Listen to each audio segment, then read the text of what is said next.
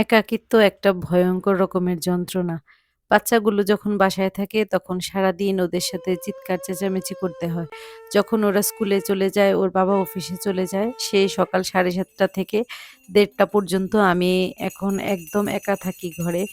এখন তো রোজার মাস সেইজন্য ১:৩০ পর্যন্ত।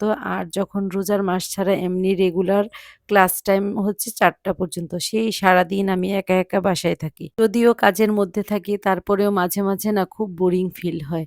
বোনেদের সাথে মাঝে, মাঝে মোবাইলে কথা বলি। আর মোবাইলে কতক্ষণই বা কথা বলা যায় বলো? মাঝে, মাঝে কিছু এমন, এমন টেনশন কাজ করে যেগুলোর আসলে কোনো যুক্তি নেই।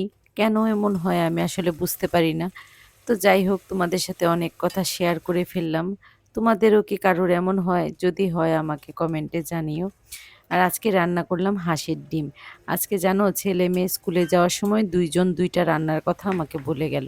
ছেলে বলে গেল হাঁসের ডিম রান্না করতে, আর মেয়ে বলে গেল টমেটোর টক রান্না করতে। আমার মেয়ে না টমেটোর টক খেতে খুব ভালোবাসে। আমাদের বাড়িতে গেলে আমার মাকে সবসময় বলবে টক রান্না করে দিতে। আজকে ২ ভাই বোনই শুধু টক দিয়ে ভাত খেলো। ওদের নাকি টকটা খুব ভালো লেগেছে। আমি টকে ফোড়ন দিলাম সর্ষে আর মেথি। তোমরা কি ফোড়ন দাও টক রান্না করলে আমাকে কমেন্টে জানিও। আর এই যে থানকুনি পাতাগুলো দেখছো, এগুলো না নিয়ে এসেছিল বেশ কয়েকদিন আগে। কাল রাতেই হঠাৎ করে আমার হাসব্যান্ড বলছে, "কি গো, থানকুনি পাতাগুলো কি শেষ?" আমি বললাম, "না তো, খাওয়া হয়নি।" বলল, "এগুলো কি ভালো আছে?" আজকে বের করে দেখলাম বেশ ভালোই আছে। এগুলোকে আজকে একটু অন্যরকমভাবে বাটা করলাম। কাঁচা লঙ্কা আর রসুন দিয়ে থানকুনি পাতাগুলোকে ব্লেন্ড করার পর শুকনো লঙ্কা আর কালো জিরা ফোড়ন দিয়ে থানকুনি পাতাটাকে আরেকটু ভাজা, ভাজা করে নিলাম।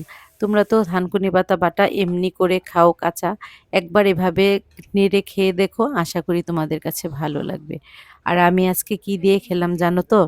সেই যে শুটকি রান্না করেছিলাম, তোমাদের মনে আছে? আমার কিন্তু সবগুলো শুটকি এখনো ফ্রিজে রয়ে গেছে।